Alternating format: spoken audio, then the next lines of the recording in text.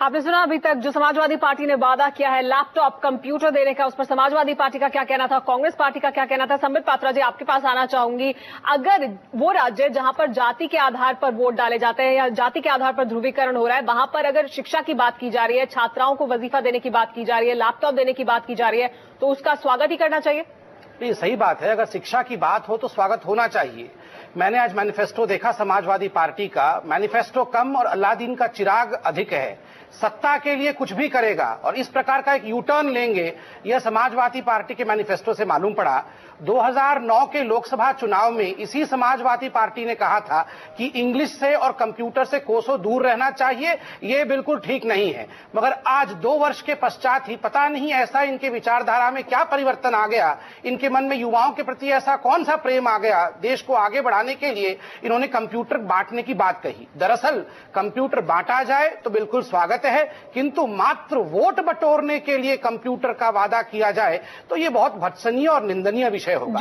दूसरा विषय सुमेरा जी मैं याद दिला दूं, जहां तक सपा के मैनिफेस्टो का विषय है, सपा कभी अपने मैनिफेस्टो पर खरा नहीं उतरती है, क्योंकि इनका जो ओरिजिनल मैनिफेस्टो है, राम मनोहर लोहिया की समाजवादी पार्टी जो कि समाज को आगे लेकर चलने का प्रयास करती है, आज वो समाज को नहीं अपितु परिवार को आगे लेकर बढ़ रही है।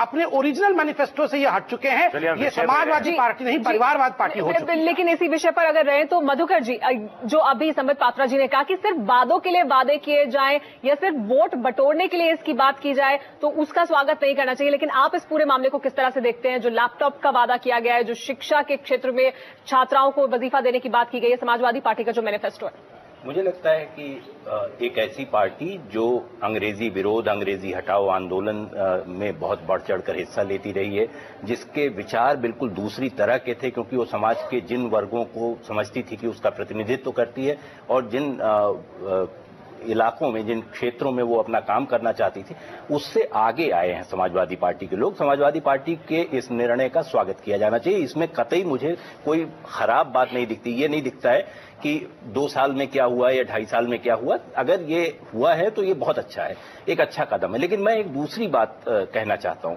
मुझे लगता है कि ये चुनाव घोषणा पत्र सिर्फ समाजवादी पार्टी नहीं, किसी भी पार्टी का अकेली ऐसी गतिविधि है चुनाव के दौरान जो चुनाव की घोषणा के बाद होती है और चुनाव आयोग का उस पर कोई नियंत्रण नहीं होता।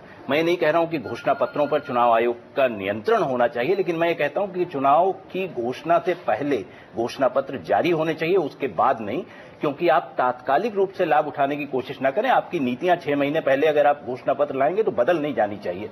अगर आपकी नीतियां स्थिर हैं, आपकी नीतियां आप उस पर टिके रहना चाहते हैं, तो ये काम 6 महीना पहले होना चाहिए। चुनाव घोषणा पत्र को चुनाव आयोग द्वारा चुनाव की घोषणा से पहले लाया जाना चाहिए। मधुकर जी, एक सवाल मेरा आपसे भी और गिरिजा जी से भी यही सवाल है कि अभी 2009 के लोकसभा चुनाव के बाद यूपी में करीब 1.5 करोड़ नए मतदाता जुड़े हैं, तो ऐसे जो युवा वोटर है उन पर राहुल गांधी की भी नजर है, वो भी उन्हें अपनी तरफ आकर्षित करने की कोशिश कर रहे हैं। ऐसे में जो समाजवादी पार्टी ने जो दाव चला है टैबलेट और कंप्यूटर देने का, लैपटॉप देने का, आपको लगता है कहीं ना कहीं राहुल गांधी का जो युवाओं को खींचने का एजेंडा है उसको तोड़ने की अपनी तरफ से या उसमें सेल लगाने की कोशिश है?